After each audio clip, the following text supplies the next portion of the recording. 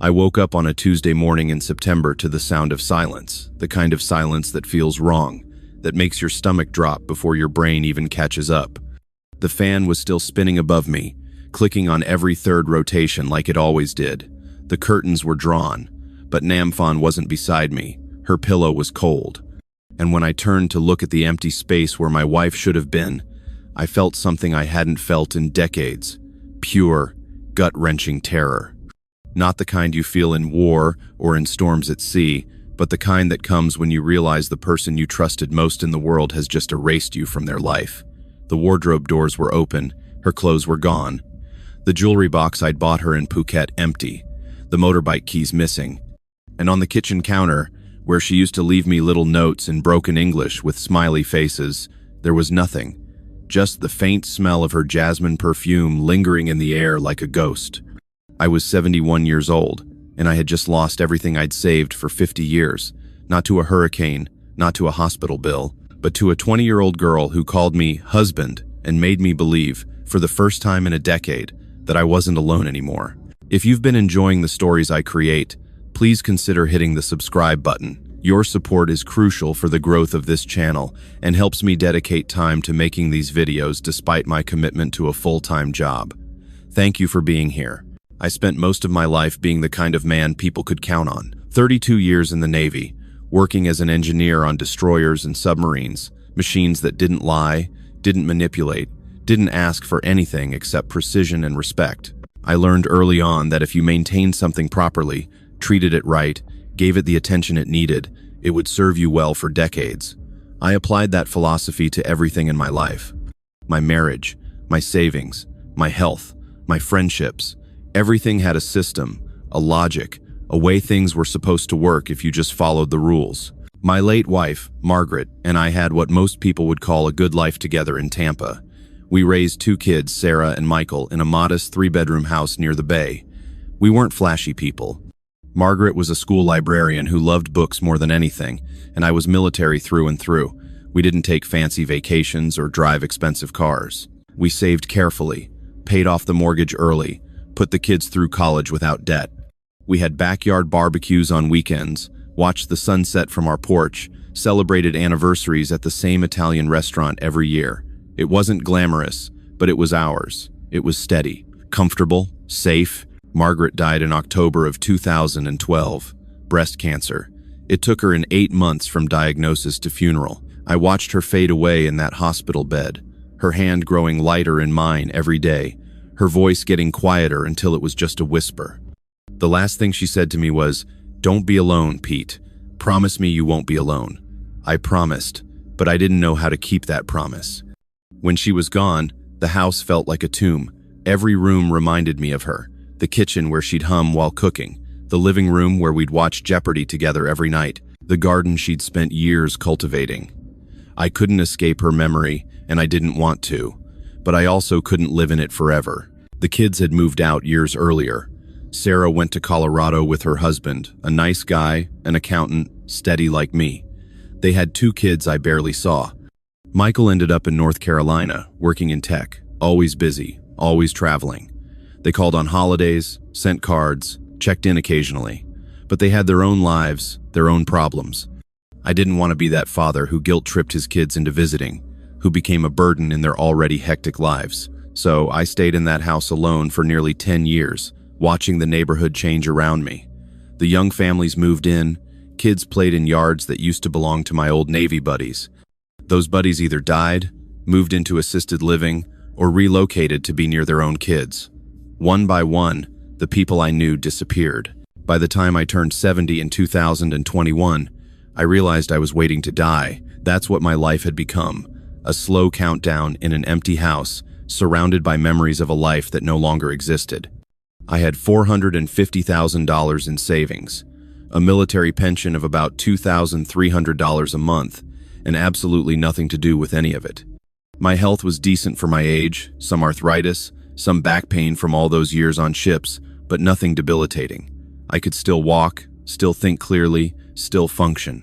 But what was the point if there was no one to function for? I started hearing other Navy guys, men I'd served with, men I'd kept in touch with through Facebook groups and veteran forums, talk about retiring overseas. Philippines, Costa Rica, Thailand, Vietnam. At first, I thought it was just talk, the kind of fantasy old men have when they're bored and desperate for something different. But the more I listened, the more I researched, the more it started to make sense. The cost of living in Tampa was climbing every year. My property taxes alone were nearly $6,000 annually. Groceries were expensive, insurance was expensive, everything was expensive. And for what? To sit alone in a house full of ghosts?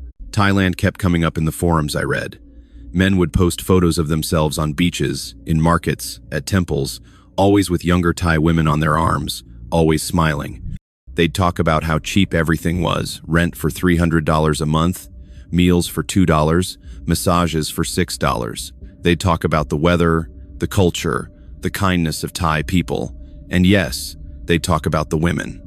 Thai women are loyal, they'd say. They're traditional, family-oriented, not like American women who've been ruined by feminism. I cringed at some of the language, at the obvious misogyny and fetishization, but I also couldn't deny the appeal. I wasn't looking for some bar girl or prostitute or trophy. I wanted a real partner. Someone who'd take care of me, cook for me, laugh with me, and I'd take care of them in return. That's what marriage was supposed to be, wasn't it? Mutual care, companionship, not this cold, transactional American dating scene where everyone was exhausted and medicated and guarded. I started watching YouTube videos obsessively, channels run by expats living in Thailand, giving advice on visas, cost of living, cultural differences. I read blogs, joined Facebook groups, learned about retirement visas and property laws. I learned that foreigners couldn't own land in Thailand, but they could lease it long-term or put it in a Thai spouse's name. I learned about the heat, the monsoons, the food, the language barriers. The more I researched, the more it felt like a door was opening, a door to a second chance at life, at happiness, at not dying alone in Tampa. In March of 2022, I made the decision. I listed the house for sale. It sold in 3 weeks, a young couple with a baby, eager and optimistic. I packed 2 suitcases with clothes, toiletries, medications, and a few photos of Margaret and the kids.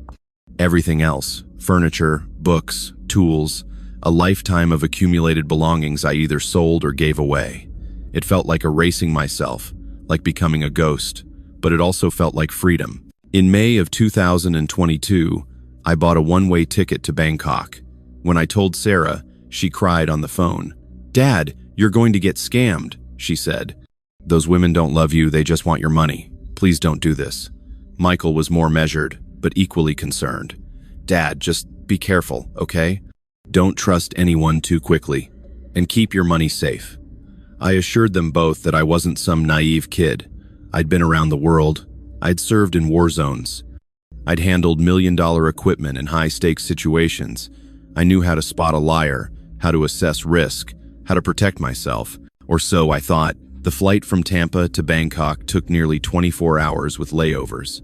I sat in economy, cramped and uncomfortable, watching movies I couldn't focus on, eating airline food that tasted like cardboard. Around me were families, young backpackers, business travelers, people with purpose, with plans, with people waiting for them on the other side. I had none of that. I was flying into the unknown, into a country I'd never visited, where I didn't speak the language, didn't know the customs, didn't have a single friend. Part of me felt exhilarated, part of me felt terrified. When the plane finally descended into Bangkok, I pressed my face to the window and watched the city come into view, a sprawling mass of concrete and lights, highways stacked on top of highways, buildings stretching endlessly in every direction. It looked nothing like Tampa, nothing like anywhere I'd ever been. The heat hit me the moment I stepped off the plane into the jet bridge, thick, wet, suffocating heat that made my shirt stick to my back immediately. I'd served in hot climates before, but this was different. This was relentless, heavy, like breathing through a damp towel. The airport was enormous and modern, all glass and steel and polished floors. Signs in English and Thai guided me through immigration, where a young officer stamped my passport without a word. I collected my 2 suitcases from the carousel, feeling small and out of place among the crowds of people rushing past, speaking languages I didn't understand. I fumbled with my phone, trying to get the SIM card I'd ordered online to work, finally managing to connect to the internet. I'd arranged for a taxi through an app, something I'd learned from YouTube videos, and within minutes, a driver appeared, holding a sign with my name on it. The drive from the airport to Jomtien Beach took nearly 2 hours. Bangkok's traffic was chaos, pure, unfiltered chaos. Motorbikes weaved between cars with inches to spare. Street vendors pushed carts across highways. Buses belched black smoke. The driver barely spoke English, so we rode in silence while I stared out the window, trying to process everything flying past. Neon signs in Thai script, shrines on street corners with offerings of fruit and flowers, 7-Eleven stores on every block. The city felt alive in a way Tampa never did, vibrant, loud, relentless. As we left the city and headed south, the landscape began to change. The dense urban sprawl gave way to stretches of palm trees, small villages, roadside restaurants. The air smelled different out here, salt from the ocean, fried food, exhaust fumes, something floral I couldn't identify. By the time we reached Jomtien, the sun was setting, painting the sky in shades of orange and pink. The driver pulled up to the small condo building I'd rented sight unseen through an online listing. He helped me unload my suitcases, gave me a polite "why," a traditional Thai greeting with hands pressed together, and drove off, leaving me standing alone on the street. The condo was on the 3rd floor of a modest building with peeling paint and rusted railings. There was no elevator, so I dragged my suitcases up the narrow stairs, sweating through my shirt, my back screaming in protest. The hallway smelled like fish sauce and cigarette smoke. When I unlocked the door to my unit and stepped inside, I felt a wave of disappointment wash over me. The photos online had made it look bigger, cleaner, more modern. In reality, it was a single room with a bed, a small table, a hot plate, a mini fridge, and a bathroom the size of a closet. The walls were stained. The fan wobbled when it spun. The view from the small balcony wasn't the beach, it was a back alley with trash bins and stray cats. I sat down on the edge of the bed and felt the weight of my decision crash down on me. What the hell had I done? I'd sold my house, left my kids, spent thousands of dollars to fly halfway around the world to live in this. For the first time since Margaret died, I felt truly, utterly alone. Not the comfortable solitude of my Tampa house, but the terrifying loneliness of being a stranger in a foreign land, with no way back and no idea what came next. That first night, I barely slept. The heat was unbearable, even with the fan on full blast. The sounds were foreign motorbikes roaring past, dogs barking, voices shouting in Thai, music from a nearby bar thumping until 3 in the morning. I lay there staring at the ceiling, questioning every choice I'd made, wondering if Sarah had been right, if this was all a terrible mistake. But in the morning, when I forced myself out of bed and walked down to the beach, something shifted. The sun was just rising over the Gulf of Thailand, turning the water gold. A few Thai fishermen were pulling in nets, their boats bobbing gently in the shallow waves. An old woman was selling fresh coconuts from a cart, hacking them open with a machete and inserting straws. The beach was quiet, peaceful, beautiful in a way Tampa never was. I bought a coconut, 20 baht, about 60 cents, and sat on a plastic chair in the sand, sipping the sweet water, watching the world wake up around me. Maybe this could work, I thought. Maybe I just needed time to adjust. For the first few weeks, I kept to myself. Every morning I'd wake up early, before the heat became unbearable, and walk along the beach. I'd watch the fishermen, the joggers, the stray dogs sleeping in the shade, the old expat men sitting in beach chairs drinking Chang beer at 9 in the morning. Some of them looked happy. Some of them looked destroyed, bloated, sunburned, drunk, dead behind the eyes. I wondered which category I'd end up in. I tried to meet people. I went to a few expat meetups at bars in Pattaya, rowdy, beer-soaked affairs where middle-aged and elderly Western men traded stories about their Thai girlfriends, bragged about how cheap everything was, made jokes that made my skin crawl. One guy, an Australian in his 60s, laughed about how he traded in his Thai girlfriend every year for a younger model. Another man, British, drunkenly explained his theory that Thai women were genetically submissive and evolved to please men. I left those gatherings feeling sick, ashamed to be associated with these men, terrified that maybe I was one of them and just didn't know it yet. I needed something different, something quieter. I started going to a small cafe near my condo, a humble place with plastic chairs and mismatched tables, run by an older Thai woman and her niece. The coffee was instant, served in small glasses with way too much sugar, but it was cheap and the place was peaceful. I could sit there with a used paperback I'd found at a second-hand bookstore and not feel completely alone. The owner, a woman in her 60s with gray streaks in her hair, would smile at me kindly, say hello in broken English, and leave me to my book. That cafe became my refuge, my routine. Every morning at 8, I'd walk there, order my coffee, sit in the same corner table, and read until the heat drove me back to my air-conditioned condo. It was there, in that quiet little cafe in a back alley of Jomtien, that my life changed forever. That's where I met Namfon. I'd been going to that cafe for about 3 weeks when I first noticed her. She wasn't working there initially, or maybe she was and I just hadn't paid attention.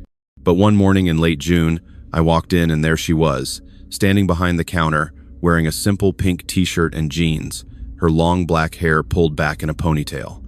She was young, impossibly young, maybe early 20s at most, small and delicate, with smooth brown skin and a smile that seemed to light up the entire dim cafe. When she brought me my coffee, she set it down carefully and said in careful, accented English, "Good morning, sir. You come here every day, yes?" I was surprised she'd noticed me. I nodded, smiled politely. "Yes, I like the quiet here." She smiled wider. "My name is Namfon. It means raindrop in Thai. What is your name?" I told her my name was Peter, but everyone called me Pete. She repeated it slowly, Pete testing the sound, then giggled. "Nice to meet you, Kun Pete." That was all. A brief exchange, nothing more. But it was the first real conversation I'd had with anyone in Thailand beyond ordering food or asking directions. It felt like sunlight breaking through clouds. The next day, when I came back, she greeted me by name. "Good morning, Kun Pete. Same coffee?" I said yes, feeling strangely pleased that she remembered. She brought it to my table, lingered for a moment, asked if I was reading a good book. I showed her the cover, a thriller by John Grisham. She nodded politely, clearly not recognizing the author, but smiled anyway. "You like reading. I think this is good. Smart men read books." Over the next week, our conversations grew longer. She'd take her breaks and sit at my table, practicing her English, asking me questions about America, about my life. I learned she was 20 years old, that she'd grown up in Bararam province in northeastern Thailand, one of the poorest regions in the country. Her family were rice farmers, her parents, 2 younger brothers, and a grandmother. She'd come to Jomtien to help her aunt run the cafe and to study nursing at a local vocational school. She showed me her textbooks one day, thick volumes with Thai and English medical terminology, pages marked with careful highlighter notes. "I want to be nurse," she said proudly. "Help people who are sick. My father is sick, sometimes his lungs, from smoking too much. I want to help people like him." There was something in her eyes when she talked about her dreams, a sincerity, a determination that felt genuine. She wasn't like the girls I'd seen in Pattaya, the ones with heavy makeup and tight dresses who called every passing foreign man handsome and asked to be bought drinks. Namfon wore no makeup, dressed simply, and never once asked me for anything. She just seemed happy to talk. I found myself looking forward to those morning coffees more than anything else in my day. Namfon made me feel seen, heard, valued. She'd laugh at my terrible attempts to pronounce Thai words, teach me phrases like "Sawasdee crap" for hello and "Kop kun crap" for thank you. She'd tell me about Thai culture, about Buddhist traditions, about her favorite foods. And she'd ask about me, about my life in America, about the Navy, about my family. When I mentioned that my wife had passed away 10 years ago, her eyes filled with tears. She reached across the table and touched my hand, just a brief touch, but it sent a jolt through me. "I'm so sorry, Kun Pete," she said softly. "You must be very sad, very lonely." I hadn't felt human touch like that in years. Not since Margaret. Not since someone had looked at me with genuine compassion and care. I felt something crack open inside me, something I'd kept carefully locked away. I had to look away, had to blink back tears, had to steady my voice before I could speak. "Yes," I said quietly, very lonely. After that conversation, something changed between us. It wasn't romantic yet, not quite, but it was intimate. She started staying at my table longer during her breaks, sometimes sitting there even when the cafe was busy and her aunt called for her.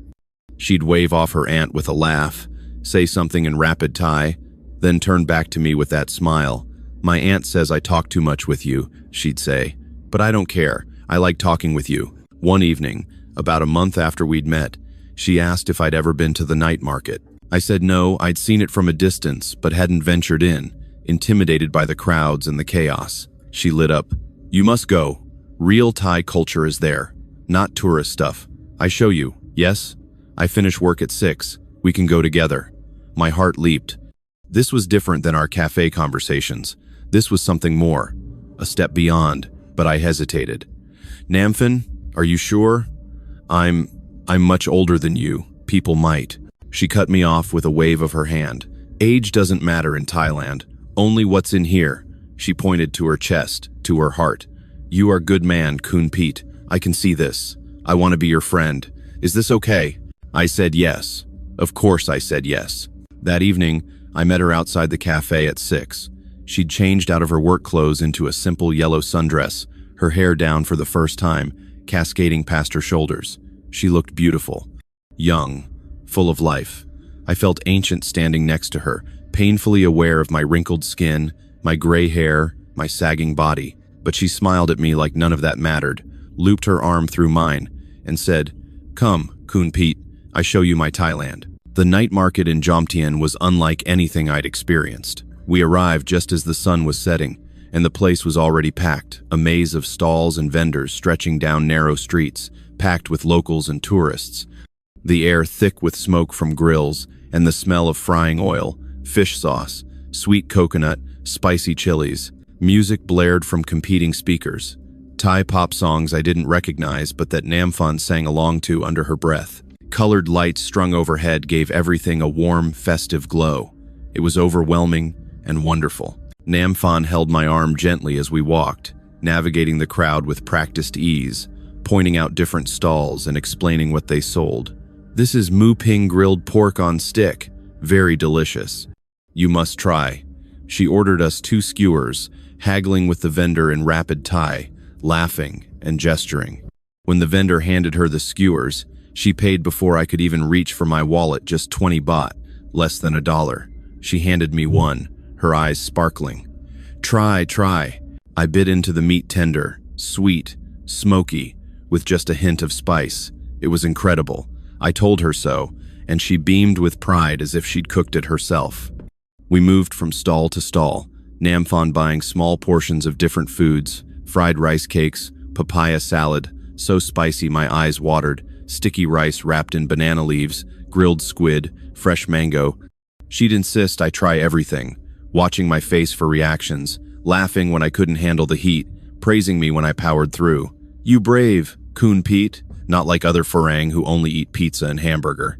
We found a pair of plastic stools near the edge of the market, right beside the street where motorbikes zoomed past and tuk-tuks honked. We sat there eating and talking, surrounded by the chaos and energy of Thai street life.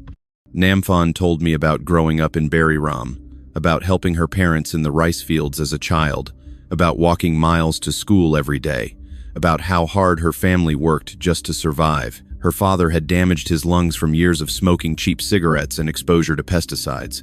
Her mother had arthritis in her hands from decades of farm labor. Her younger brothers were still in school, hoping for a better future than their parents had. "I am first person in my family to go to college," she said quietly, picking at her sticky rice.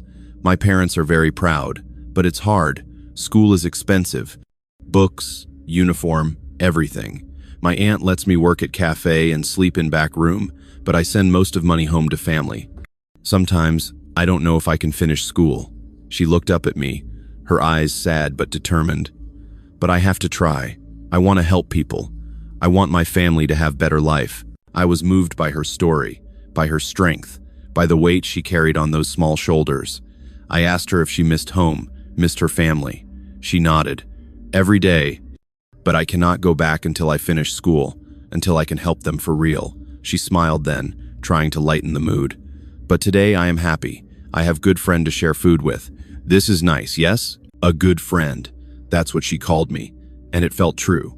For the first time since arriving in Thailand, I didn't feel like a lonely old man wandering through a foreign country. I felt like someone who mattered, who had a place, who had a connection to another human being. After we finished eating, Namfon took me to a stall selling fresh fruit, insisted on buying us both slices of cold watermelon. We walked slowly through the market. Her arm still looped through mine, and I realized I hadn't felt this content, this peaceful, in years. As we left the market and walked back toward the cafe where her motorbike was parked, she turned to me and said, "Kun Pete, thank you for tonight. I have very good time." I told her I should be thanking her. She'd shown me a side of Thailand I never would have found on my own. She smiled, then hesitated, as if deciding whether to say something. Finally, she spoke. "Can I see you again? Not just at cafe, but like this. As friends? Friends." Of course we could be friends. I told her I'd like that very much. She squeezed my arm, then climbed onto her aunt's old scooter and drove off into the night, waving back at me as she disappeared into traffic. I walked back to my condo in a daze, my heart feeling lighter than it had in months. Over the next few weeks, Namfon and I spent more and more time together. She'd finish work at the cafe and come to my condo, sometimes bringing food. She'd cooked simple dishes like fried rice with chicken, spicy basil stir-fry, tom yum soup. She'd tease me about how messy my place was, how I didn't know how to organize anything properly. She'd clean up, arrange my books, fold my clothes, all while chatting away in a mix of Thai and English, asking me to teach her new words, telling me stories about her day. We'd sit on the balcony as the sun set, drinking cheap beer from 7-Eleven, watching the street below come alive with evening activity. She'd point out different people, the old man who sold lottery tickets on the corner, the family that ran the motorcycle taxi stand, the stray dogs that everyone fed. She made me see Jomtien, not as a foreign place I was trying to survive in, but as a community, a living neighborhood with rhythms and relationships I'd been too isolated to notice. One evening, about 6 weeks after we'd met, we were sitting on that balcony watching the sunset paint the sky in shades of orange and purple. Namfon was quiet, which was unusual for her. I asked if something was wrong. She was silent for a long moment, then turned to me, her eyes serious. "Kun Pete, can I ask you something?" I said, "Of course." She looked down at her hands, fidgeting. "Do you ever feel lonely, even when you are with people?" The question caught me off guard, but the answer was immediate. "Yes," I said, "all the time." She nodded slowly. "Me too. I am always surrounded by people at cafe, at school, in my dormitory. But I feel alone, like no one really sees me, like I am just there." She looked up at me. "But with you, I don't feel alone. I feel like you see me, real me, not just young Thai girl who serves coffee. You listen when I talk. You care about my dreams. You make me feel important." I didn't know what to say. My throat felt tight. "You are important, Namfon. You're smart and kind and strong. Any man would be lucky to—" I stopped myself. Where was I going with this? But she didn't let me retreat. "Kun Pete, I think I have feelings for you, more than friend feelings." She said it quickly, nervously, her cheeks flushing.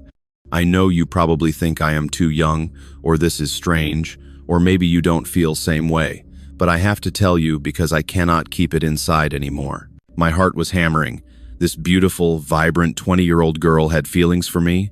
It seemed impossible, insane. But looking into her eyes, I saw something I recognized: loneliness, longing, a desperate hope for connection. The same things I felt. "Namfon, I struggled to find words. I care about you very much. You've made these past weeks the happiest I've been in years, but I'm 71 years old. You're 20. This doesn't make sense." She shook her head. "In Thailand, age is not so important. What is important is respect, care, loyalty. You have all these things. You are a good man. You don't look at me like other Farang do, like I am just body or service. You look at me like I am person, like I am equal." She reached out and took my hand. "I know what I feel, Kun Pete. I feel safe with you. I feel happy with you. Is this not love? Was it love? I didn't know. But I knew I felt something powerful, something I hadn't felt since Margaret. This girl had awakened something in me I thought was dead forever. Maybe it was love. Maybe it was just desperate loneliness. But in that moment, watching her looking at me with those hopeful eyes, I didn't care. "I think I love you too," I said. She smiled, truly smiled, and leaned forward and kissed me gently on the lips. It was brief, chaste, but it felt like being struck by lightning. When she pulled back, she was crying.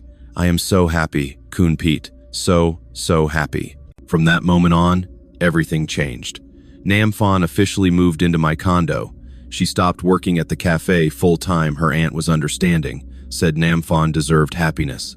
She still attended her nursing classes, but spent every other moment with me.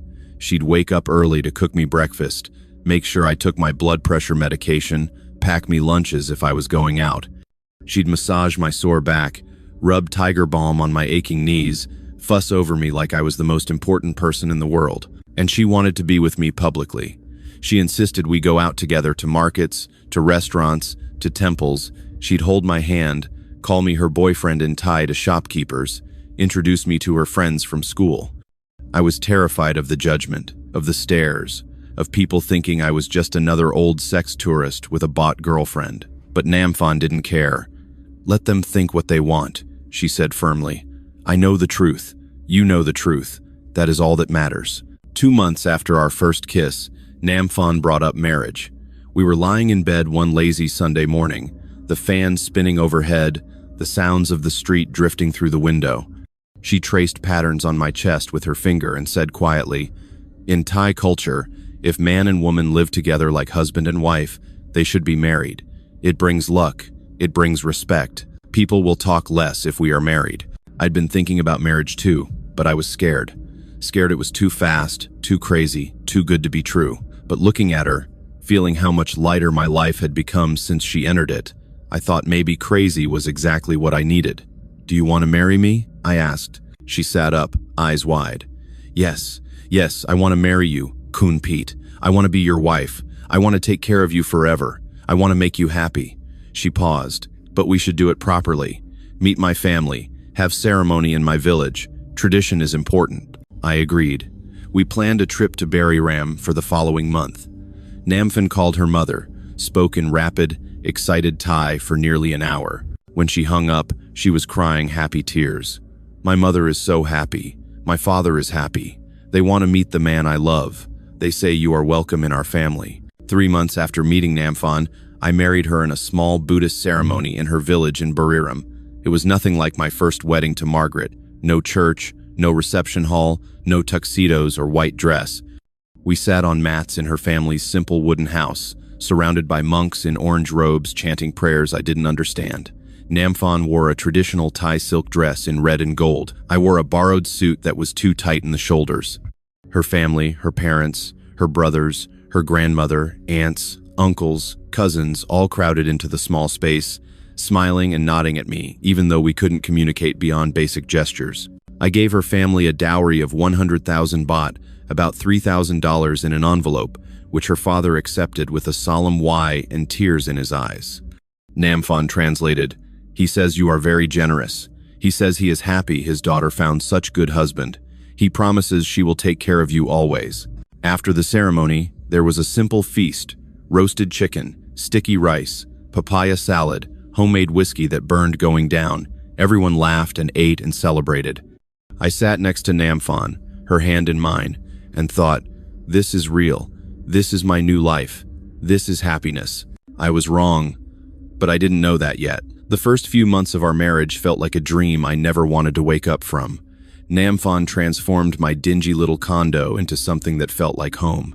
She bought cheap decorations from the market, colorful curtains, throw pillows, potted plants that she tended to obsessively. She organized everything, threw away my clutter, made the place feel less like a temporary shelter and more like a place where two people actually lived together. Every morning, I'd wake to the smell of rice cooking and eggs frying. Namfon would be in the tiny kitchen area, humming Thai songs, preparing breakfast. She'd bring me coffee in bed, real coffee this time, not the instant stuff from the cafe, and sit beside me while I drank it, telling me about her plans for the day, asking about mine. She made sure I took my medications on time, all of them lined up in a pill organizer she'd bought. She'd check my blood pressure weekly with a cuff she'd gotten from school, frowning if the numbers were too high, insisting I eat less salt. She was attentive in ways I'd forgotten were possible. She'd notice when my back was sore from sleeping wrong, and would spend an hour massaging it with herbal oil, her small, strong hands working out the knots. She'd notice when I was quiet or withdrawn and would sit with me, holding my hand, asking gentle questions until I opened up. She'd notice everything that I preferred, my rice a little softer, that I didn't like fish sauce in my fried rice, that I got anxious in heavy traffic on the motorbike. We fell into routines that felt comfortable, domestic, real. Every evening, we'd ride around on the little red Honda Wave motorcycle. I'd bought her a second-hand bike that cost 25,000 baht, about $700.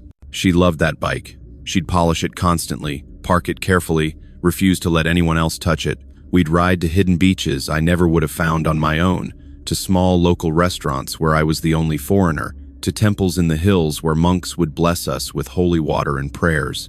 She'd hold on to me tightly as we rode, her arms wrapped around my waist, her laughter carried away by the wind when I'd go a little faster than usual. People would stare, they always did, but Namfon would just wave at them cheerfully, shout greetings in Thai, act like we were the most normal couple in the world. And slowly, I started to believe we were, that this wasn't strange or wrong or doomed, that maybe I'd actually found something real. She introduced me to her friends from nursing school, other young women in their late teens and early 20s, who'd giggle and whisper when they saw me, but were always polite when Namfon was around. They'd come to our condo sometimes, these girls, and they'd sit around talking rapid Thai while I sat nearby, reading or watching TV, trying to give them space but feeling oddly included nonetheless. Namfon would translate bits of conversation for me. Ploy says her boyfriend is lazy. She thinks maybe she should break up with him. What do you think, Pete? As if my opinion mattered to these 20-year-old girls navigating Thai dating culture I knew nothing about. But I'd offer advice anyway, simple stuff, like if he doesn't respect her, she should leave, or she deserves someone who makes her happy, and they'd nod seriously, as if I were some wise elder sage, instead of just a lonely old man who'd gotten lucky. Namfon would beam with pride. See, my husband is very smart, very wise. This is why I love him. And I'd feel a warmth spread through my chest, a sense of belonging I'd been missing for a decade. The sex was unexpected. I won't lie and say it was some incredible passionate romance.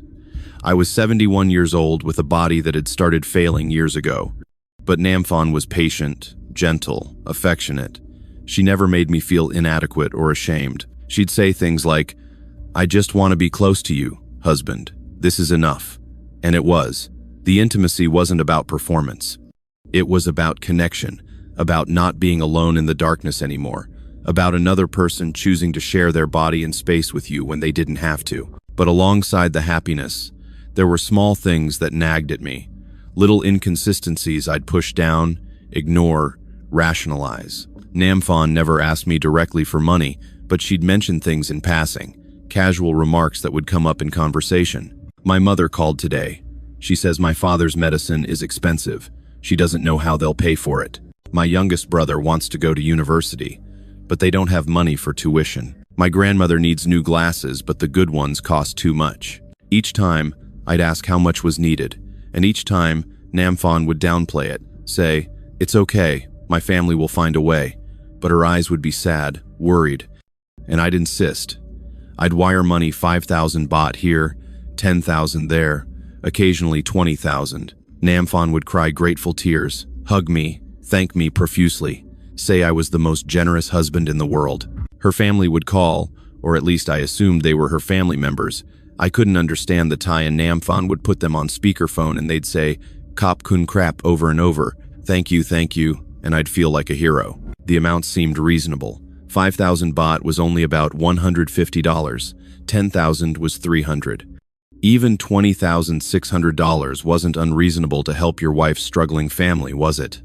I had savings. I had income. This is what family did, helped each other. This was what marriage meant in Thailand, Namfon explained. In Thai culture, when you marry someone, you marry their whole family. You become responsible for them. It's not like America where everyone is independent. Here, family takes care of family. It made sense, and I wanted to help. I wanted to be the good husband, the good son-in-law, the good provider. After months of this, I'd given Namfon's family approximately 200,000 baht, about $6,000. It felt like a lot, But Namphon would remind me how far that money went in rural Thailand, how much it helped her family, how grateful they were. She'd show me photos. Her mother sent new roof on the house, new water pump, her brothers in school uniforms, her father looking healthier. "You did this, Pete?" she'd say, holding up her phone. "You are changing our lives." Then, about 5 months into our marriage, things escalated. It was a Wednesday evening in November. We'd just finished dinner fried rice with shrimp that Namphon had made, and were sitting on the balcony like we did every night. Namphon had been quiet during dinner, picking at her food, barely eating. I'd asked if something was wrong, and she'd said no, just tired from school. But now, sitting in the humid evening air with the sounds of the neighborhood around us, she started crying, real crying, sobbing, her whole body shaking. I'd never seen her like this. I moved to her side immediately, put my arm around her, asked what was wrong, what happened, was she hurt? She shook her head, tried to stop crying, couldn't. Finally, between gasping breaths, she told me, "My father called today. The bank is going to take our house, the land, everything." She wiped at her tears with the back of her hand, her makeup smearing. "Years ago, before I was born, my father took loan from bank to buy farmland. He thought he could pay it back from selling rice. But the crops failed so many times. Drought, floods, prices too low. He borrowed more and more, trying to keep up. Now the total is 300,000 baht, and if we don't pay by end of month, the bank takes everything. My family will have nowhere to live, nowhere to work. They will lose everything." 300,000 baht, about $9,000. A huge amount, but not impossible. Not for me. "How much time do they have?" I asked. 3 weeks. By December 1st, we must pay or we lose the house." She looked up at me, her eyes red and swollen. "I don't know what to do, Pete. I've been trying to think of solution, trying to figure out how to help. But I have no money. I'm just student. My aunt has no money. I don't know what to do. My family will be homeless." My heart was breaking for her, for them. I pulled her close, felt her tears soaking into my shirt. "It's okay," I said quietly. "I'll take care of it." She pulled back, looked at me with shock. "Pete, no. This is too much. I cannot ask you." "You're not asking. I'm offering. You're my wife. They're my family now too. I have savings. This is what savings are for emergencies. To help people we love." I tilted her chin up so she was looking at me. "Let me do this, Namphon. Let me help your family." She cried harder then, but different tears, grateful, relieved, overwhelmed tears. She hugged me so tightly I could barely breathe. "Thank you, Pete. Thank you, thank you, thank you. You are best husband in the world. My family will be so grateful. You are saving their lives." She pulled back, kissed me deeply. "I will never forget this. Never. I will take care of you forever because of this. Forever." The next day, I went to Bangkok Bank and wired 300,000 baht to Namphon's father's account. It took a chunk out of my savings, bringing me down from about $400,000 to roughly 390,000, but it felt worth it. I was saving my wife's family from homelessness. I was being the husband she deserved. When Namphon's father received the money, he called crying, saying things in Thai I couldn't understand, but that Namphon translated through her own tears. He says you are angels sent from heaven. He says he will pray for you every day. He says you are true family now. He asks Buddha to bless you forever. I felt like a hero. The relief in Namphon was palpable. She smiled more, laughed more, seemed lighter than she'd been in weeks. She cooked my favorite meals, bought me small gifts from the market, a new book, a comfortable pillow, a nice shirt. She'd tell her friends about what I did, and they'd look at me with something like awe. "Your husband is very good man," they'd say in broken English. "Very lucky to have him." I felt lucky too. Lucky to be needed, to matter, to be part of something bigger than myself. But then, a month later, it happened again. We were having dinner at a small restaurant near the beach, a celebration because Namphon had passed an important exam at school. She was in high spirits, talking animatedly about her classes, about a particularly difficult patient scenario she'd handled well in her practical exam. Then, mid-conversation, she went quiet, set down her fork, looked at me with those serious eyes. "Pete, I need to talk to you about something important." My stomach dropped. Those words never led anywhere good. "What is it?" She took a deep breath. "My father called yesterday. He has opportunity. Very good opportunity. There is land for sale next to our family's land, good farmland, 5 rai, near water source. The farmer who owns it is old, no children, wants to sell. If we can buy this land, my family can grow more rice, make more money, become stable. They wouldn't need help anymore. They could stand on their own. I could see where this was going. How much is the land? The price is very good because the farmer likes my father. 1,200,000 baht. I did the math in my head. About $36,000. A huge amount. More than I'd given her family combined. Namphon, that's a lot of money. I know.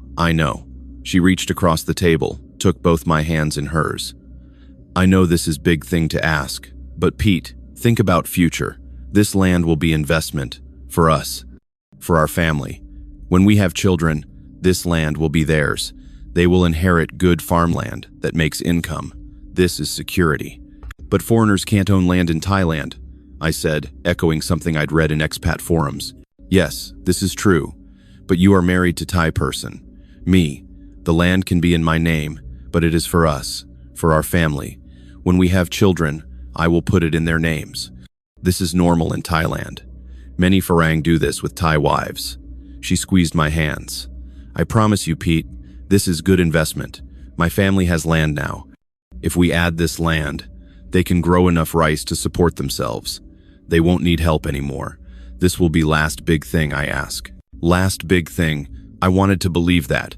God, I wanted to believe it. Because if this was the last major expense, then we could relax, enjoy our lives together, stop worrying about her family's constant needs. And she was right about the investment angle. Land was a solid investment anywhere, and Thailand's economy was growing.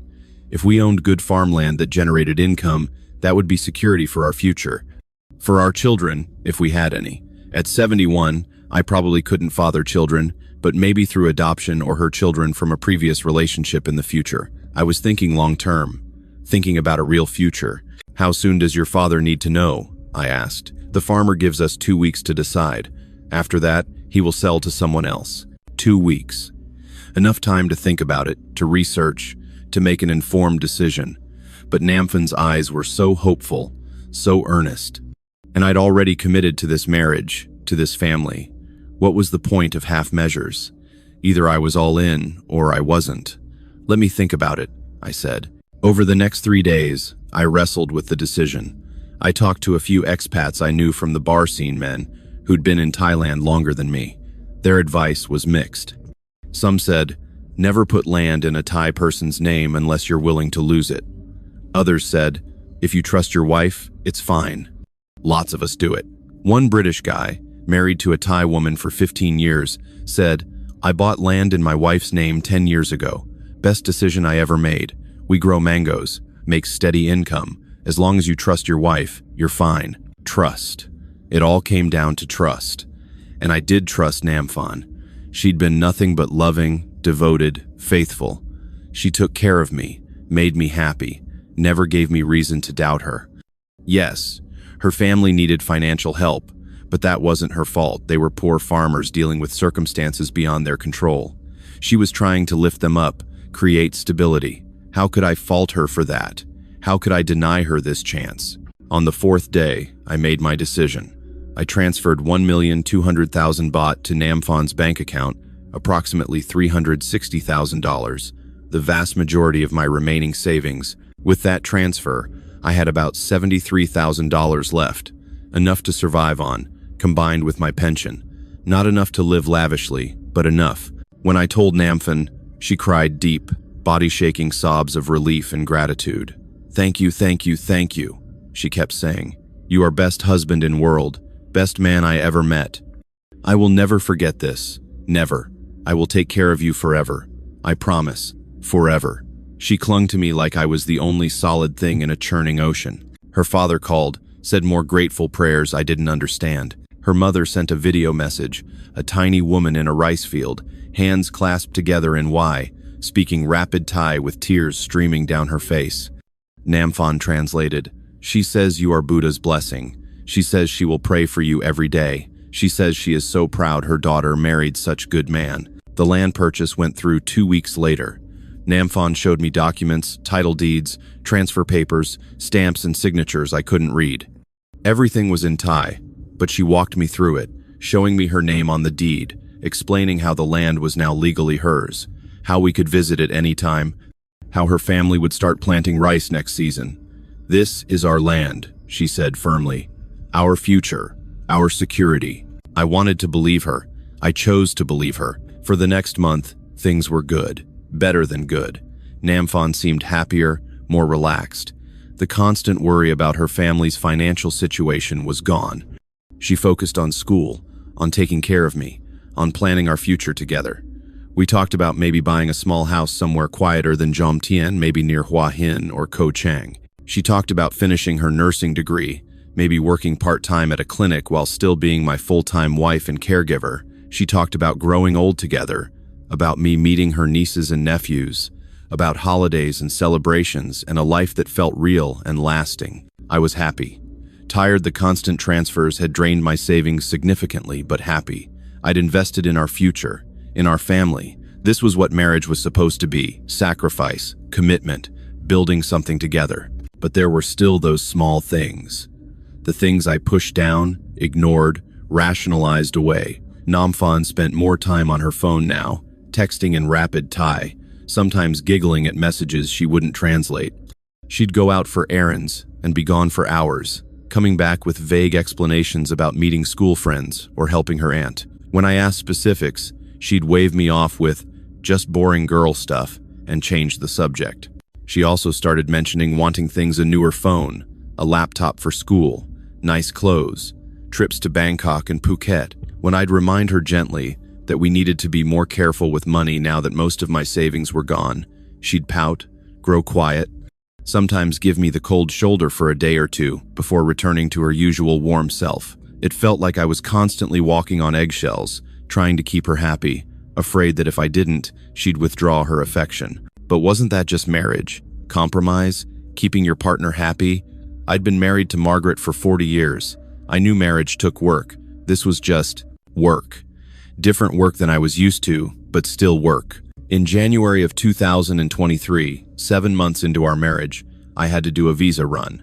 My retirement visa required me to leave the country every 90 days and re-enter to reset the clock. It was a common thing expats did: quick trips to Cambodia or Laos, just over the border and back.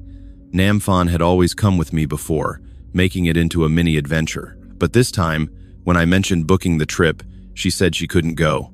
"I have big exam next week," she said apologetically. "Very important for my degree. I cannot miss it.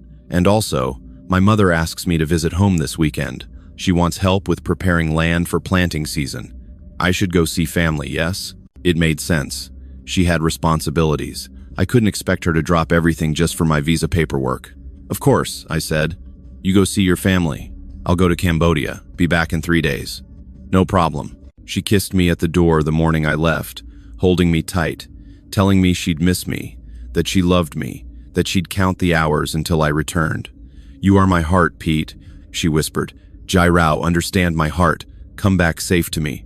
I believed her. It was the last time I saw my wife. Looking back now, I can see all the signs I ignored, all the red flags I rationalized away, because I was desperate to believe in what we had. But at the time, they seemed like normal quirks, minor inconsistencies, nothing worth worrying about. Namfon's phone behavior changed after the land purchase. She'd be texting constantly rapid Thai messages, sometimes late at night after I'd fallen asleep. When I'd ask who she was talking to, she'd say, "Just friends from school," or "my cousin," or "my mother." The responses were always casual, dismissive, accompanied by a smile that said I was being silly for even asking. One night, I woke up around 2 in the morning to use the bathroom and saw her on the balcony, phone pressed to her ear, speaking in hushed, intense Thai. When she came back inside and saw I was awake, she startled. "Who was that?" I asked. "My mother," she said quickly. "Emergency with my brother. I call her back. Make sure everything okay. Everything fine now. Go back to sleep, husband." I did. I chose to believe her. Her errands became longer, more frequent. She'd leave at noon, saying she needed to buy vegetables at the market, and return at 6 with barely any food. Vague explanations about meeting a friend, helping her aunt, getting stuck in traffic. Once I smelled cologne on her shirt, men's cologne, sharp and distinct. When I mentioned it, she laughed. My cousin, he give me big hug at market. He wears too much cologne. I tell him all the time. Reasonable explanation. I accepted it. But the biggest sign, the one I should have never ignored, happened in early January. I was checking my email on Namphon's laptop. Mine had stopped working, when a Facebook message notification popped up. It was in Thai, but I recognized one word: Faring, foreigner, curious, worried. I clicked on her Facebook. I know I shouldn't have. I know it was a violation of privacy, but something in my gut screamed at me to look. Her messages were all in Thai.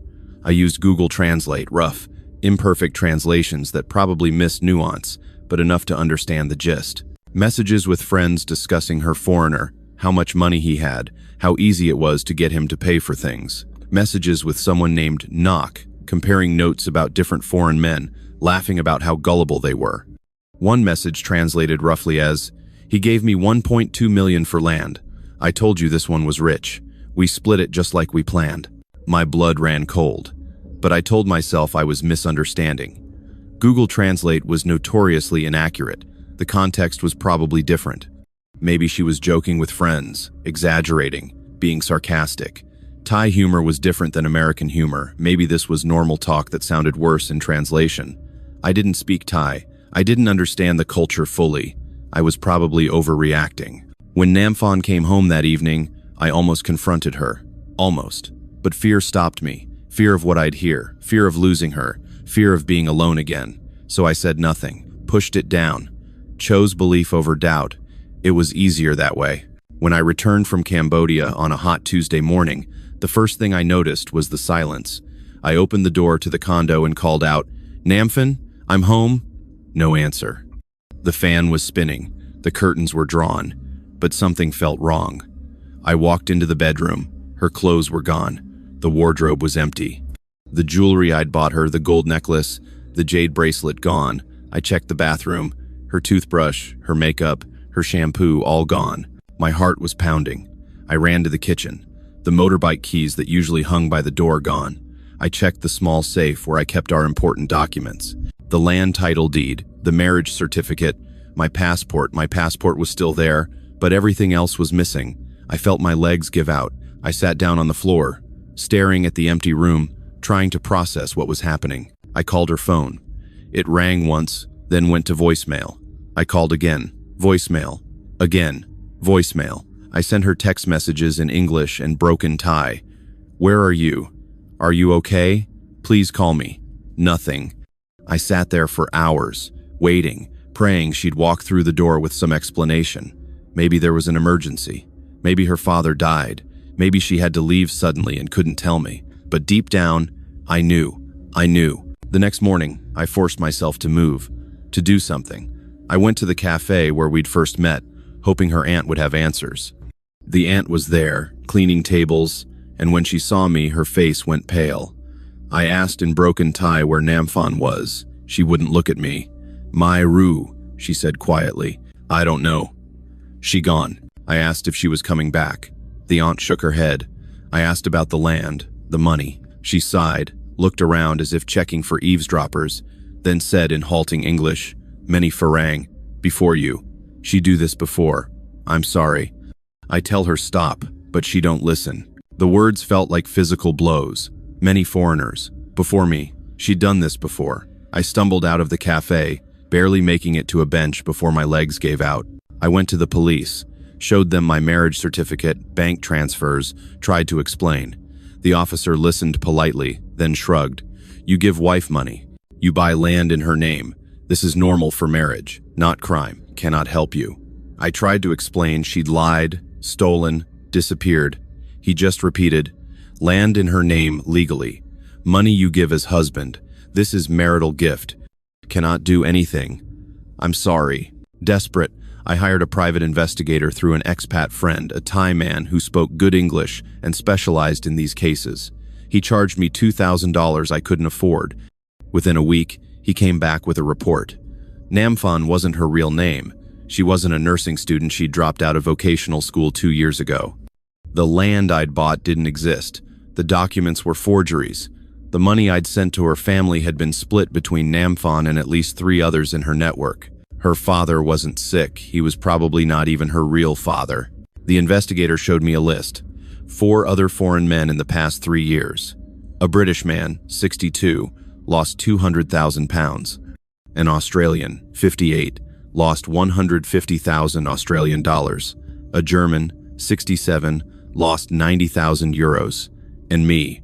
We were all the same lonely retirees, desperate for connection, willing to believe a beautiful young woman could love us. The investigator also found her real Facebook profile, under a different name. Photos of her in nightclubs, expensive restaurants, wearing jewelry I'd never seen. Photos with other foreign men, some recent, some from years ago, all looking at her with the same adoring, foolish expression I'd worn. I felt sick.